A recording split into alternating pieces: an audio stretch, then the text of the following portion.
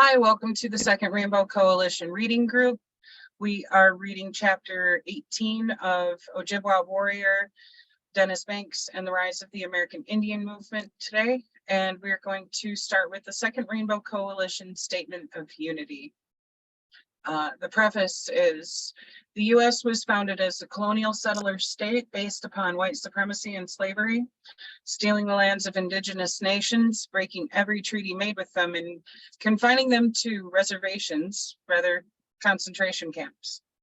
As the country became more powerful, the eagle sunk its claws into other nations, making war on Mexico and grabbing its northern territory, invading Cuba, Puerto Rico, Hawaii, and the Philippines, and either annexing them outright or making them colonies or neo-colonies.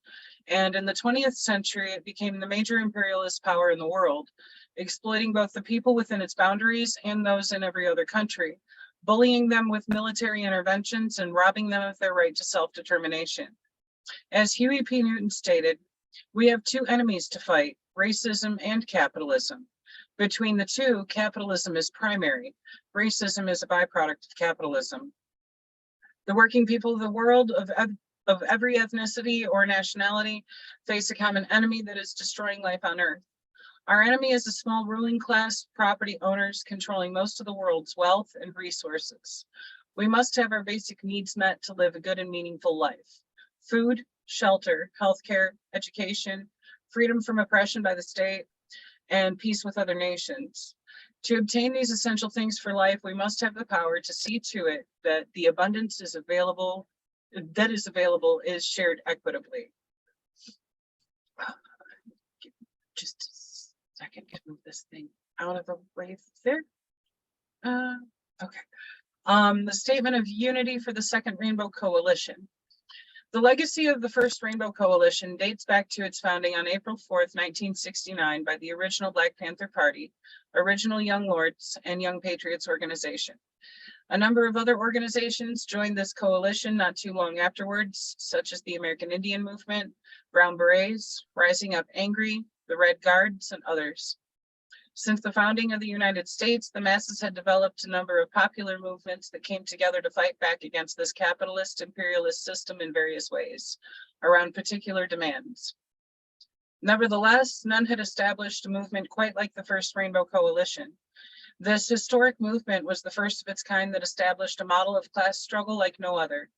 Its charismatic leader, Chairman Fred Hampton of the Illinois chapter of the original Black Panther Party, stated that at the end of the day, we weren't engaged in a race struggle. He said, "It's a class struggle, goddammit." By uniting with the various oppressed ethnicities and masses, they were able to bridge the gap between the various ethnic communities that white supremacy had long sought to keep divided. This class solidarity equipped them with the material basis and the class consciousness to see their common class condition. Therefore, the necessity to form a united front against their common class oppressor, the capitalist imperialist ruling class. The ruling class viewed this as the greatest threat to their class rule, and subsequently used the entire repressive forces of the state, the police, courts, jails, prisons, and intelligence agencies, in order to crush this emerging revolutionary socialist movement. We refounded the Rainbow Coalition on May 14th, 2021, with the intent of upholding the legacy of the original Rainbow Coalition. We believe that this historic example is the model for the united front that will best serve our class liberation. Apologies, there's a train rolling by now. By upholding the 10-point program of the original Black Panther Party, which was subsequently adopted and later expanded by the original Young Lords, Young Patriots organization, and all other original Rainbow Coalition members, we establish our programmatic unity. The 6 disciplinary rules that we uphold ties all organizations in our coalition to a common professional discipline. History has bestowed upon our generation a common class mission to fulfill. The representatives of the capitalist imperialist ruling class, represented by the Democratic Party and the Republican Party, cannot liberate us. It is their class intention and interest to uphold our common class oppression. Therefore, it is only we, the oppressed masses of all ethnicities and nationalities, who must build the necessary class solidarity, class consciousness, organizational structures, and a united front that will ultimately liberate ourselves. This is what the Second Rainbow Coalition is committed to. This is the historic mission we intend to fulfill. Dare to struggle, dare to win. All power to the people and boots on the ground. Members of the coalition are the New African Black Panther Party, the White Panther Party, the Green Party of New Jersey, the Poor People's Army, La Mesa Nacional de Brown Berets, Fury, which is feminist uprising to resist inequality and exploitation, NASO, which is the North Alabama School for Organizers, the New Era Young Lords, Guardian Rebellion, the American Indian Movement, Northeast Woodland Chapter. And I can't read what else is below that. It went, there's something like that. Oh, that just says the date when that was typed up. Okay, well, that's it for the Statement of Unity. Just a minute to change out the screen share, and we will dive into chapter 18 of Ojibwa Warrior.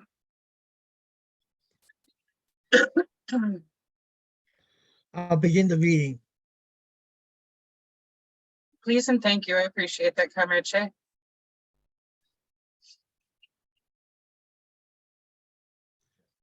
Just waiting for the book to load. I'm sorry. It's okay. Shit happens. There's only so much we can control over how quickly a computer wants to cooperate. Mine does the same thing.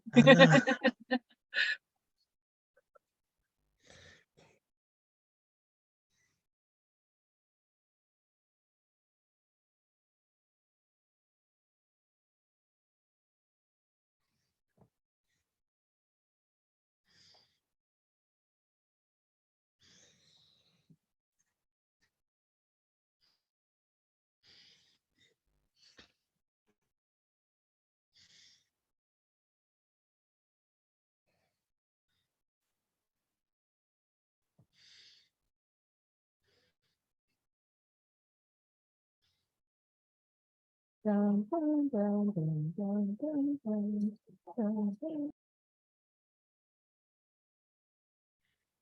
Gotta love it. Come on, computer. You can do it. That's right. Woo. Shit, there goes mine sliding. Trying to adjust things here. It's like, let's do a backflip.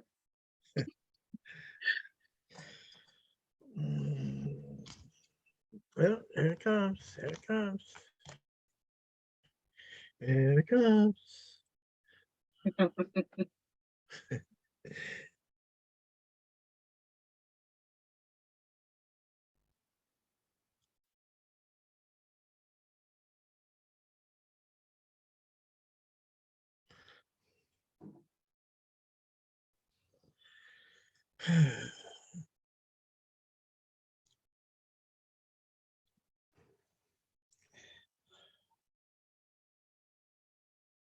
Um, hmm.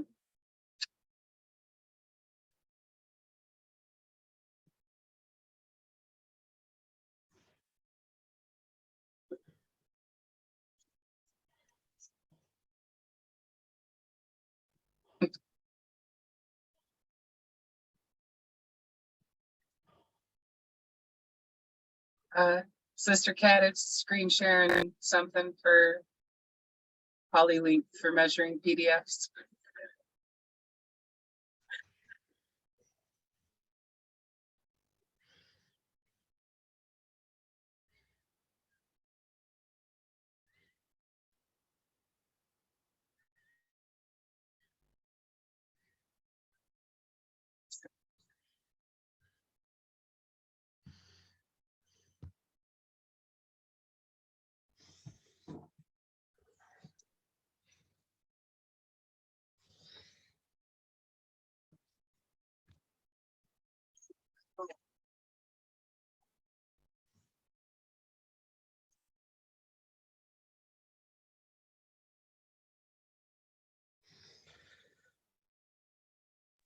Well, as they say, have no fear, it's coming.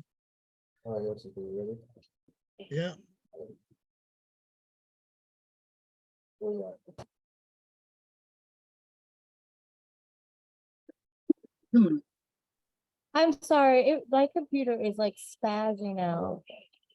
And I can't get that to go away. I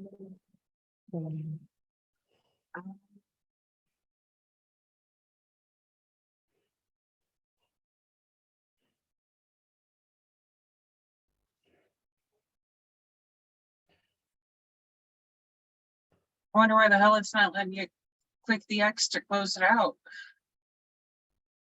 That's weird.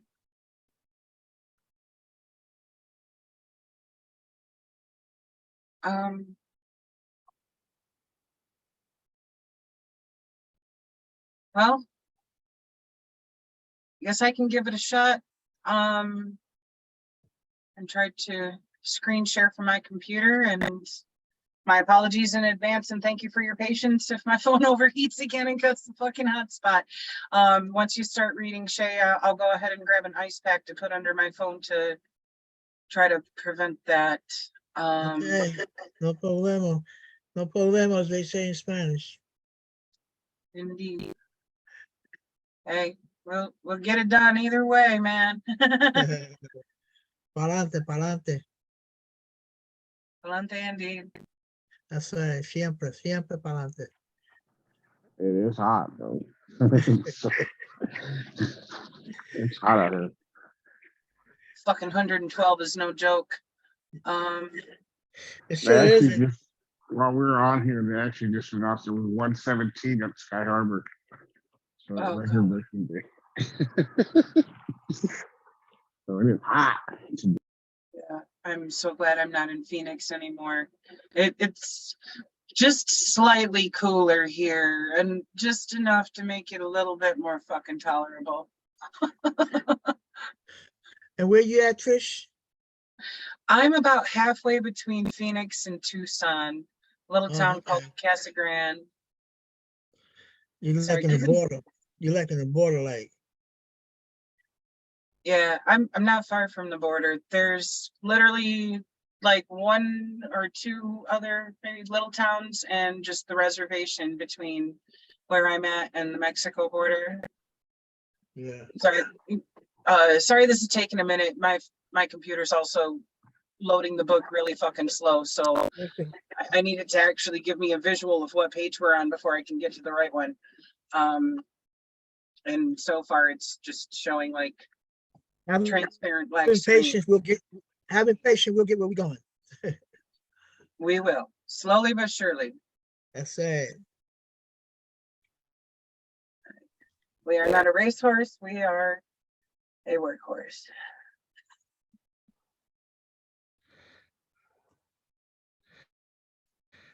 Come on, computer.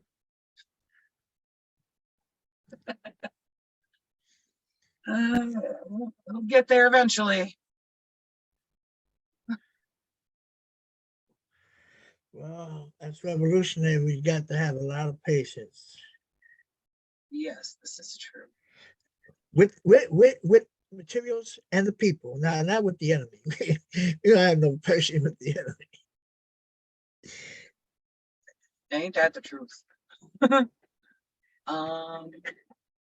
Okay, let's see here. Looks like I may have scrolled a little too far.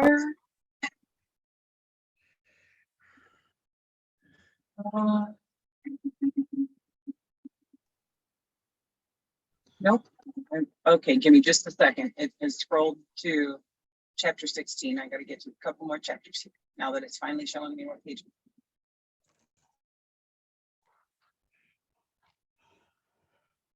Oh, Sorry. Come on, computer.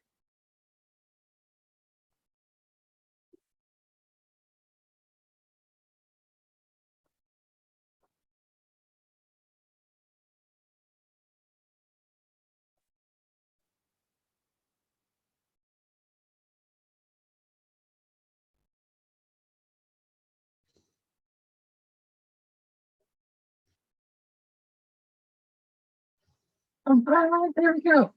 Okay.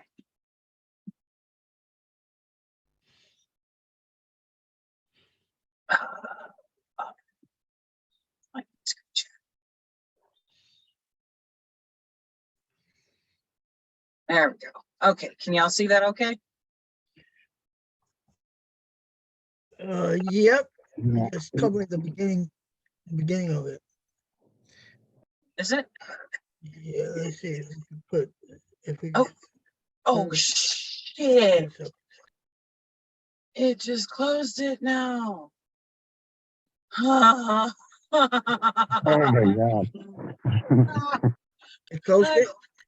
It closed it. I clicked on the screen to be able to move the page where you could see the top of it, and it fucking closed it. At least it's not lagging on loading the book itself again now. Yeah, I was gonna say I have it open now. Do you have it open? Do you want to do the screen share then? I mean, that's up to you. Okay, you know what? How about you go ahead just in case my phone does start being ridiculous again. Chapter 18, right? Yep. What page is that? I wish I'd been able to look before it fucking dropped. I got it right now.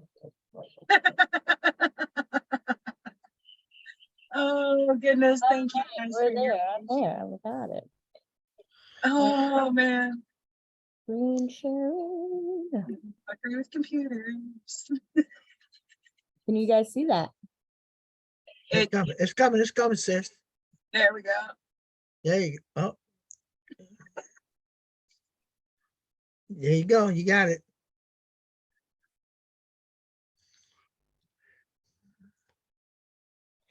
You got it on the second page. You gotta put it on the first page. Oh, There we go. You can zoom that in. There we go. Hell yeah. Thank you, Sister Comrade. Got it. The Symbionese Liberation Army.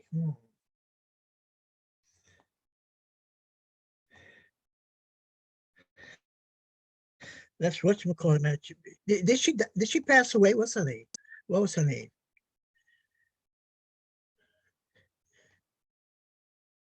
She was Tanya. I'm not sure. Oh man, I forgot her name.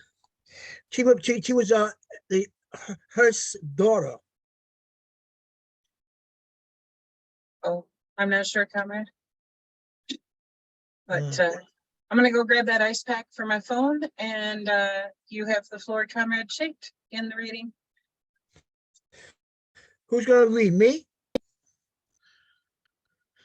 I thought that's what you'd said a minute ago, that you wanted to start the reading. Yeah, I'll start it. Should I Okay, start it now? go right ahead, Comrade. Thank you. Okay. The Symbionese Liberation Army. I'm not going to give up to these kidnappers. I'm not going to give them $50 million. I'm going to give them $2 million. If they demand 1 penny more, they can kill her. That was his daughter he was talking about, Randolph Hearst. This was absolutely crazy. On the one hand, the FBI tried to pull me away for life. And on the other hand, they wanted to help, and even wanted me to do some undercover work for them. It was crazy. It happened during the bank means trial at St. Paul. Early in 1974, a group calling itself the Symbionese Liberation Army kidnapped Patty Hearst. That's who it was. The daughter of Randolph Hearst, owner of vast newspaper empire and publisher of the San Francisco Chronicle. Nobody had ever heard of the Symbionese Liberation Army. It was led by Donald DeFries, who called himself Field Marshal Cinque. The Field Marshal's army was rather small, composed of only about a dozen people, both man and woman. The Hearsts were old money. George Hearst had been a U.S. Senate and the owner of a gold mine. His son, William Randolph, had been the founder of the Hearst newspaper empire, while his grandson, Randolph, was the multimillionaire heir. The Hearst newspaper were decidedly right-wing. Their editorials generally supported the European his dictatorship. Patty's kidnapping created a sensation and a feeding frenzy among the media. When the kidnappers demanded a ransom of $50 million, the police and the FBI initiated a manhunt in the attempt to find the elusive SLA and destroy it. Some people in California sipped up their lips, saying nothing that might expose the SLA in any way. They, in fact, supported the actions of the SLA and tried to hide its members. The 60s and 70s were times when younger Americans challenged the right-wing forces in this country, of which Hearst Empire was an influential part. In late February, 1 month into our St. Paul trial, we got a call from George Martin, chairman of the San Francisco, California AIM chapter. He told us that the SLA had issued a cassette tape to be played over KPFA Pacifica Radio in San Francisco that disclosed their demands to Randolph Hearst in exchange for the release of his daughter. One of their conditions was that the $50 million were to be split among certain organizations that were to distribute the ransom money or food purchased with the money to various community groups. Among the organizations listed was AIM, and George Martin wanted to know what should he do. I told Clyde and Ross, this is our kidnapping, and the people who abducted this woman want us to be among the distributors of the ransom money to poor people. What should we do about it? We agreed not to be involved. Russ called the press saying the SLA are punks. We will not. We will have nothing to do with this. The SLA put out a second tape about 2 weeks later, insisting that AIM must be among the distributors of the ransom money before they would consider releasing Patty Hearst. George Martin called us back. Dennis, they won't take no for an answer. And the whole town here, absolutely nobody is warning me that if anything happens to that girl, we will be responsible for it on account of our refusal. I asked Clyde and Vernon for their advice. They said, yeah, let's see what we can do then. Maybe we could help them to bring that girl back safely because we have so many contacts inside the local communities in San Francisco. I told them, let me think about this. It's Friday. I don't have to be back in court until Monday morning. Maybe I could accomplish something over the weekend.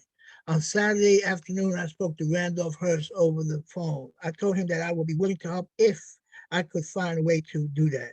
He said, I want my daughter back. I explained to him that I was on trial in St. Paul and had practically no time at all to devote to his problem. He said, on trial for what? I said, for the wilderness thing. He asked, who is the judge? I told him, Judge Nichols. He said, I talked to Nichols on Monday morning early. I want you to be part of this. You have the FBI's blessing. I explained to the judge on Monday morning that I had talked to Randolph Hearst in San Francisco, and that he had asked for my help in the case of his kidnapped daughter. The judge said, Mr. Banks, if there is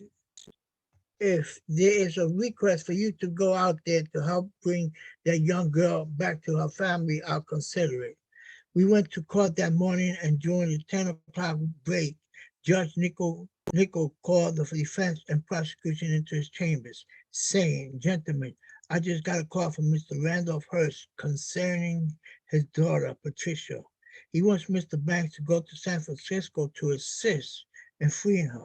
He'll call me back. I'm going to talk with him so that all of you can listen. I put it on the loudspeaker. When Hearst called back, Nichols told him, we are in my chambers with the prosecution and the defense, Mr. Banks. Mr. Banks is present. Hearst said, we would like to have Mr. Banks excused for this trial in order for him to help us get my daughter released. We have assurance from the SLA that if Mr. Banks does that, they will move forward. Then hopefully we will have a good ending to this heart-wrenching standoff. Nico said, all right, I'm going to consider this.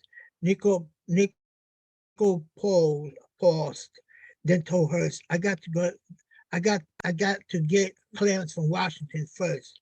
I have to call the Justice Department and which handles this federal trial. He hung up the phone and asked the prosecution if they had any objections to having it recess for a week. The prosecution said they wouldn't mind if I went to California for a few days, and the defense said they had no objection either. This was the only time in the 8.5 month trial that both sides were in total agreement. We had just finished discussing the details of the week-long recess when the phone rang again. Nicole switched the speakerphone on and we heard, this is just U.S. Justice Department. We are approving that this court be adjourned for 1 week in order for Mr. Banks to be able to assist in the Patty Hearst matter. The judge hung up, looked at his watch and commented, it has been only 15 minutes since Mr. Hearst called here. He certainly has a way of getting fast action from the government. Anybody who can get a federal trial adjournment from them in less than 15 minutes is very powerful. And Hearst was a very powerful motherfucker. By the same afternoon, Bill Consul, oh God, that's my lawyer. Bill Consul and I had landed in California. My brother Mark had lined up the press up at the ready for when we got off the plane in San Francisco. There were some 50 or 60 cameras that at the airport waiting for us. The airline people wouldn't handle it and tried to find an exit for us without so many reporters. The airline rerouted our plane to another gate, but whatever gate they routed us to was immediately swamped with media. All over the airport, people were running around with cameras, creating a problem for the airlines. So our plane did not stop at the gate, but out of the apron, a distance from the terminal. To my surprise, they wheeled a removable ramp up the door, and 2 men came on board. Then the plane taxied further from the airport. A voice from the speaker said, "Will Mr. Banks raise his hand, please?" And notify the stewardess. Constance was sitting next to me. He was puzzled, and so was I. After slowly rolling for a while, the plane came to a halt. I raised my hand and was asked to come to the front. The 2 men who had come on board approached me saying, "Mr. Banks, we are from FBI. We realize that you are on trial, but we have also been informed that you have been excused for a week to assist us. We would like you to cooperate with us in getting Miss Hearst back. We would like to put a wire on you so we can listen in on any meetings you have with those Symbionese Liberation Army people." I laughed. They were trying to make me into a provisional FBI agent here in San Francisco, while at the same time trying hard to get me behind bars back in St. Paul. It was crazy. I said, "Are you guys out of your minds? How can you be so stupid to think that I will work for you?" They looked disappointed. I was saying, "Well, we tried, only doing our job. Sorry you don't see it our way," and so on. Finally, we got off the plane and we greeted by tons of media people. We made a few statements and asked them to let us go. I told them we don't know any more than you do. They wanted to know why AIM has been selected by the SLA to play a part in the negotiations. I said, I don't know that neither. I only know that we are going in to try to get Ms. Hearst released. Once Consular and I were finally able to leave the airport, we were taken to the 6th floor of the downtown Hilton Hotel. The entire floor was reserved for the Hearst family. There were about 15 to 20 FBI agents and a large group of law enforcement men standing around. I was feeling very much out of place as I introduced to all those people. Then at last I met Randall Hearst. I addressed those present saying, I have asked Mr. Banks to be involved in this case. I said there's a group of community leaders who have also been named by the SLA as random distributors. I meet with them, then let you know what we have decided. My brother Mark, my friend Lee Brightman, and I went to meet with the other community groups named by the SLA. We settled down to talk. They said that if the SLA was successful in getting the huge ransom, they were not comfortable handling the money even to distribute it to the poor. What they wanted instead was food, tons of it, to distribute to organizations working with the poor. They said, let Hearst buy the food. We'll see to it that it goes to the right place. That sounds a good idea. I said, okay, then let's see how we can make a plan to accomplish this. There were about 20 community leaders there representing the 11 other groups selected by the SLA AIM. SLA AIM was the 12th group. We met for over 5 hours in which we decided to make a joint statement directed towards the SLA. The next day I got a call from Randolph Hearst saying he wanted to see me. He did not want to meet with the other community leaders. So I met him for lunch at the Hilton. Hearst asked me, how did it go with the group meeting? Uh, I replied, we discussed ways to let the SLA know that we are meeting and to send a message to them through the media not to harm your daughter, Patty.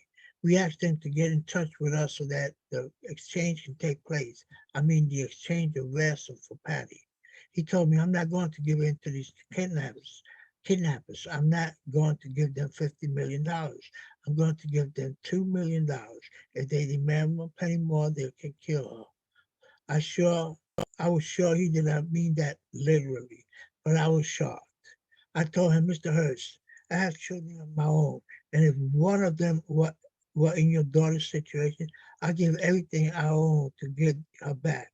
He said, well, you are not me. As a matter of fact, why don't you get lost? I said, I'm leaving. I was disgusted with his remarks and felt that I never wanted to see him again. But I also thought we still should try to meet free Patty. I felt that I had an obligation to try. Her father and her attitude notwithstanding. So I went back to the committee. I never told them what Hearst had said, but left them with contingency plans. Then I flew back to St. Paul. When I arrived, there was a message from Hearst asking if I could return to San Francisco. Most of my 1 week recess from court still remained, so Mark Constantine met Hearst once more at the San Francisco Hilton, where he apologized for his behavior. He said, you must understand how I feel. Nobody is doing anything to help Patty. The upshot of our talk was that Hearst could give the community $2 million to use as they would saw fit and see how they would sit with the SLA. We took leave of Hearst that afternoon and went back to the committee. We told them Hearst was offering $2 million to buy meat and other groceries to be handed out to poor communities. There was an organization called PIN, People in Need, whose executive committee director came from Seattle, Washington, to help implement the food distribution. They plan to hire trucks to get the food and deliver it to the community groups in San Francisco and Oakland area. AIM was not going to be involved in that part. By then I had been in San Francisco all week. I told the committee that AIM had done all we could, that I had to be back in court, but that I would broadcast thank you, appeal over the radio to the SLA on coming Sunday night. I will be hooked up from the community center in St. Paul to KPFA-Pacifica radio in the Bay Area, and people will hear me throughout Northern California. A blizzard hit St. Paul on that particular Sunday night, and consequently our broadcast was delayed because we arrived 2 hours late. But the people at the community center had waited for us all the same. They knew we would be delivering a message to the SLA. Our message was a broadcast live. I addressed my remarks to the Symbionese Liberation Army and to Patty Hearst. I began by saying that kidnapping was not something that I could endorse as a way to cure social ills. I explained that we as American Indians knew that it was to be taken from our ancestral homes, forced into military-style boarding schools, and Christianized and acculturated into a society that had only intention of using us. I said that this form of kidnapping had left its mark upon us, but that it had never been the answer to our social problems. I added that birth is an accident, and that no one should judge Patty by her parents, just as it's wrong to judge people by their race. I asked the SLA not to harm her or use her as a pawn, but to release her. When we left, it was midnight and the blizzard had grown worse. Some of the people spent the night in this auditorium. In spite of the delays, my message reached San Francisco and was confirmed by CAFA Pacifica Radio. Someone else, read, please.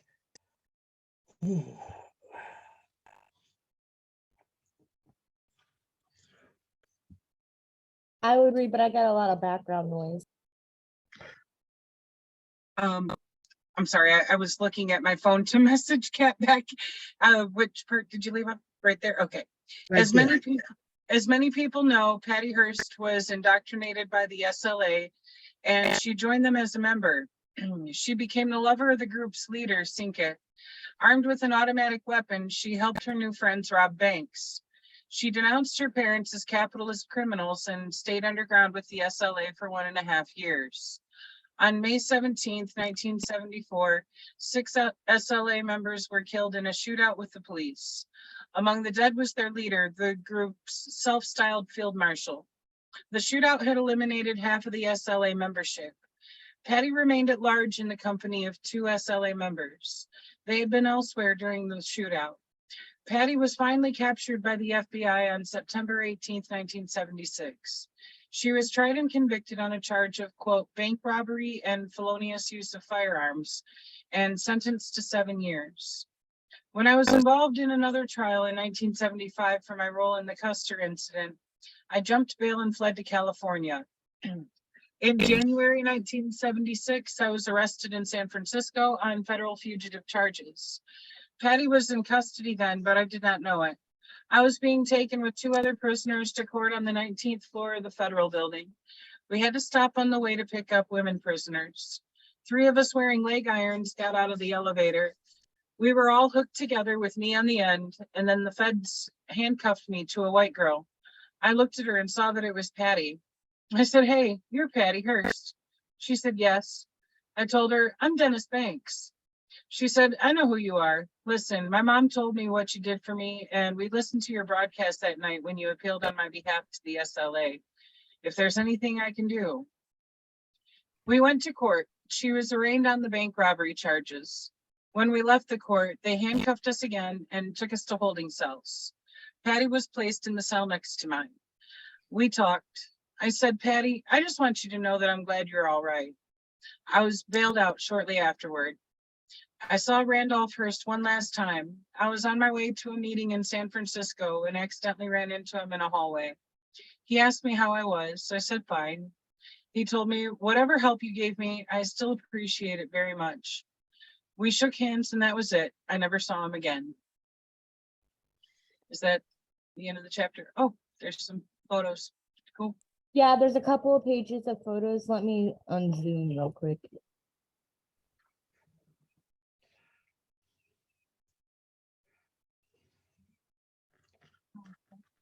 Let me know when you guys are ready for me to keep scrolling.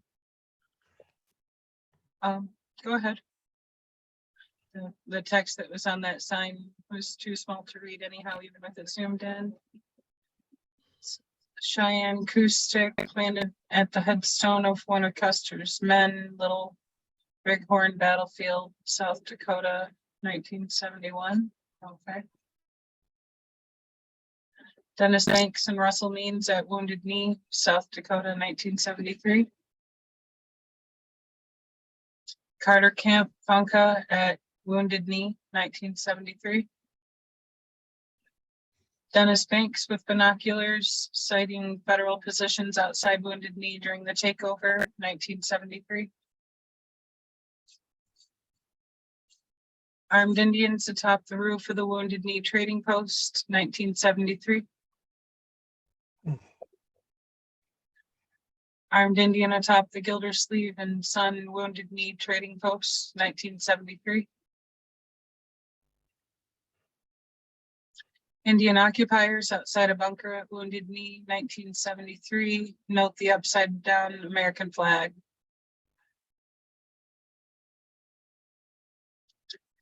Armed fortifications at Wounded Knee, 1973. Armed personnel carrier at Wounded Knee, 1973. Manned by FBI agents and U.S. Marshals. Photo by Camilla Smith Kenner. Dick Wilson, tribal chairman of Pine Ridge Reservation in the center in sunglasses, and his goons at the Wounded Knee perimeter.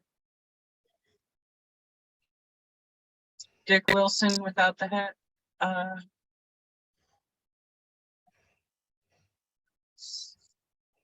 The offering of the peace pipe, warrior honor ceremony at Wounded Knee, 1973. Photo by Owen Luck.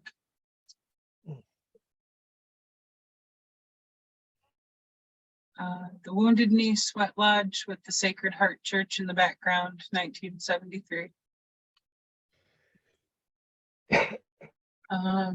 Armored personnel carrier near Wounded Knee, Sacred Heart Church in the background, 1973.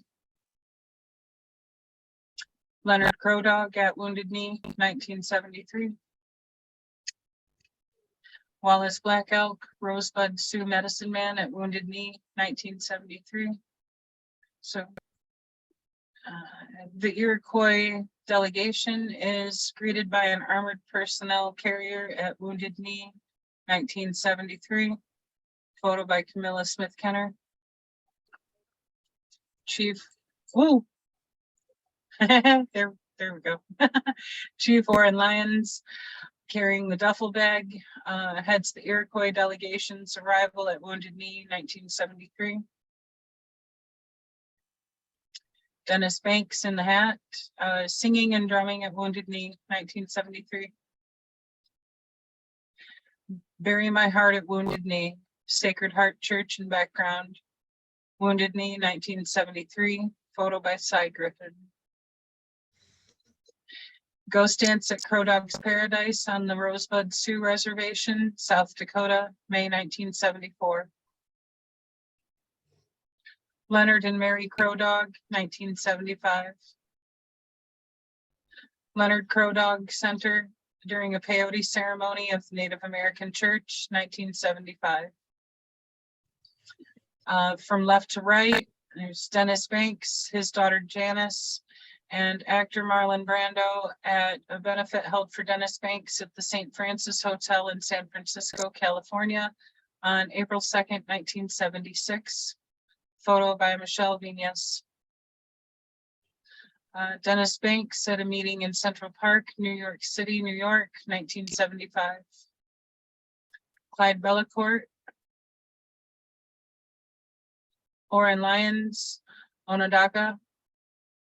A demonstration to free Leonard Crow Dog, Richmond, Virginia, 1976. Mary Crow Dog, Lakota, speaking at demonstration, Richmond, Virginia, 1976. The longest walk demonstration from coast to coast, marchers entering Washington, D.C., 1978. Richard Erdos, lower front center, surrounded by AIM marchers taking a rest along the longest walk, 1978. Front row, left to right, Takala, Teopa, Tessina, and Tatanka Banks with their parents. Back row, left to right, Kamuk and Dennis Banks in 1982. Photo by Michelle Vignes. Dennis Banks carrying acoustic. Photo from the Banks collection. Dennis Banks, photo by Alice Lambert.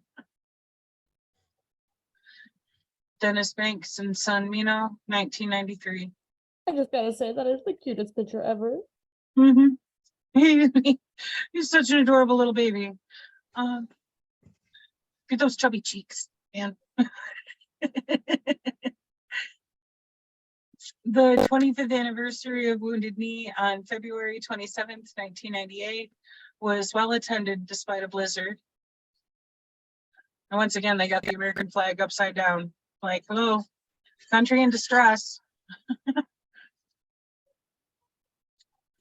Dennis Banks, photo from the Banks collection. All right, and that's the end of chapter 18. I gotta hop off to go DoorDash, but thank you guys and revolutionary love. Revolutionary love to you too. All power, comrade. Yeah. Oh, Shay, looks like it's just you and me now for the discussion. Oh, God. What you got to say? I think that's a fucking trip that after all of the harassment, all the violence and everything, that the FBI bumped their fucking heads and thought that they were going to get Dennis to like collaborate with them wearing a wire and all that shit. And he's like, fuck you know. You know, during that time, I was a member of the Midnight Special, and the Midnight Special happened to be a prison newspaper. We used to put out in the community, and as SLA, Sudanese Liberation Army, they send us a letter, which we read, and we put it in the newspaper because it was going back into the prisons. You know, I you know, that woman, Patty Hearst, man, like, you know, what they don't talk about is the trial, the whole trial piece, where she insinuated that the reason why she was involved in the banks and bank jobs was because they had a gun to her back. I don't know if you heard about that. They had a gun to her back, so she had to, you know, be part of staying in, you know, bank robbery. As a result of that, she got cut loose. She really didn't I don't remember her doing any time. Her father, being the richest man, part of the ruling class, as quiet as kept, you know, he got out. And not only did he get out, but once she got out, she went totally against the left, totally against it, saying they're nothing but communists, this and that, and they talk. A lot of them, all they do is drugs. I mean, it was totally ridiculous, man. I got some information, you know, pertaining to that, man. When that was back in what, 78? 78. I was part of the Midnight Special, man. It was crazy, man. And as a result, I think that just recently I read something about Patty Hearst. She got married and she had, you know, she had some kids. I don't know, something like that. But it was crazy, man. You know, that whole thing was crazy. But hey, when you got money talks, as they say, money talks and bullshit walks, man, you know? And that's what happened with the Patty Hearst thing, man. You know, I totally forgot for a minute, man, that the Sudanese Liberation Army, well, you know, I remember that whole scene, because I lived through it. I remember that whole scene where they would talk about give it these millions because we wanted to feed the people, and that was a good idea. I think that was a good concept, man. Take a lot of that 20 million, just 20 million, and install into some food to distribute amongst poor people in Oakland, in particular in Oakland County. I think that was a good idea. You know, I don't think that. I mean, you I don't know what people want to call that, but I think that was righteous. You know, I mean, that's just like saying, man, give me 80 million, and if you give me 80 million, everybody in the United States will get a million. That sounds good, doesn't it? All poor people get a million. You imagine $1 million, you get $1 million, what you would do with it? Shit, I know what I would do with it. It would take a lot more than that, though. There's 350 million people in the country, so for each to get a million, I think we would have to get like 3.5 billion out of Yeah. the wealthy. Yeah, But, I know, you know, I know. think about it though, like how much wealth is hoarded by. I think there's only around 2,000 billionaires on the entire planet, but each of them Yeah. has multiple billions. And for fuck's sake, if we were to disallow them to continue to hoard that wealth and actually redistribute it amongst all the people who actually created that wealth, we could actually have some decent fucking living in, instead of a handful of people having more money than they could use in 100 fucking lifetimes at everybody else's expense, where we end up fucking barely able to survive, let alone thrive. It's fucking ridiculous that it's even allowed. And for fuck's sake, we outnumber them so largely. So like, honestly, I'm with you on that one of, I ain't judging for them being like, fuck you, give us millions of dollars to feed people, but it really does make me wonder then, as far as Patty Hearst's story, of like, which side of it was actually true? Was she actually in collusion with them, given that, it was like her lover and her friends she was working with? Or was she actually being forced by, say, an abusive lover to do that shit? You never know. Either way could be bullshit said eloquently, Yeah, like yeah. what the only people who really know what the fuck happened there would be her and the other SLA members, but Yeah, it kind of makes me wonder if she, was just trying to get out of doing prison time for the shit, or if she well, I actually think he was was. being abused. I think she was trying to do it because at the end she wound up, she didn't do no time. I don't recall her doing time period. I do recall her trial, and I do recall, man, when she got on the stand and I mean slandered the SLA, slandered them and made them and it said I was kidnapped and I was forced to do whatever I did. I was forced to do it. I mean, people will believe that kind of bullshit. you know, but she wasn't forced. She just got educated, and she said she seen the truth, And sometimes some people, man, once they see the truth, they go, they become part of a solution, and that's what happened with her. She at least for a moment she was part of the solution, but once she saw that she had a lot of heat on her, and there was a possibility of her doing time. Oh no, no. Being a daughter of the ruling class, that doesn't never happen. So she went against the SLA, and wow, man, I couldn't That- believe it. I couldn't believe it. That's some As a individual matter of fact, self-preservation shit. she wrote a book. She wrote a book of, Google it. Google it. She wrote a book that I looked at it and I said, man, I'm not even gonna read that book because that's bullshit. Right. She gonna be lying, and I'm not even gonna read that. But she wrote a book, which I know that a lot of people, man, that are not political probably read it and believed it, but I know better than that. I I lived during those times. Huh? was just gonna say, I just Googled it, and according to Encyclopedia Britannica, She was originally sentenced to 35 years, then it got dropped to 7, but she only actually spent 3 years partly in prison and partly at liberty during appeals to her sentence. So, like, she sat in there a little bit, but you know, Yeah, a little bit here, a little not bit shit compared to the No. sentence. there. She probably was bailed out, was given a bail, and she met it, of course, and was dismissed.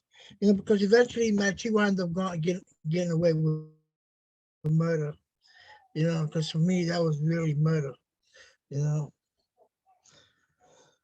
Oh man, listen, we really need to, or maybe need to talk to Shakur, Guame, Mhm. need to talk to him because I noticed, man, that I know that people got schedules and stuff, man. Everything is not totally centered around us. I know that. That's reality, you know. But we need to be more concrete. We need to be more. I mean, I don't know. I don't want to mention their names, but you know, I see people come and go, man, whenever they want to. And I know I missed a few times already, but I missed it not because I wanted to miss it, but because I was out of the state of where I live at. That's the only reason. But I noticed that people get caught up in midnight special, get caught up in Facebook, and that's where they wind up doing Facebook all night. And I don't know. I don't know. But you need to talk to Guame, man, and try to our group more together, man, because it's very, for what I see right now, it's very loose. If I would have came in, let's say, as an example, if I wasn't when it came in, if I would have still been out in the city and not in New York, like most people are still out there in New York City because they're gonna celebrate, they're gonna go and see the fireworks and all that stuff. I could go to the river here and watch some people throw fireworks. I could do that, but I'm not gonna do that because I don't celebrate the independence of the United States. I don't Yeah. believe in that bullshit. Me neither. I don't celebrate that. It was nothing but a bourgeoisie Nah, revolution. Shit to me. yeah, it is. Just remember what Frederick Douglass said, man. About about the independence of the United States. What does it mean? And it means a lot to us because we're the ones who were subjected to all the bullshit. You know. So but I don't know. You need to talk to Guame and try to see if we could bring the group together a little bit more concretized, more unified, right? Because right now we not yet. I don't see too much unity in our group, and people have the tendency the less they're involved, the further away they get from the organization. You know what I'm saying? So I don't And know. What, I know a lot of people what have you, had a lot of events going on lately and whatnot, I know, that have, kept I know. them occupied.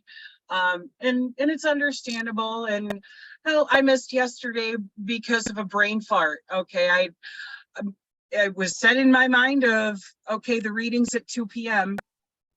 But it was 2 p.m. Eastern time, which is 11 a.m. my time. So I fucked that up.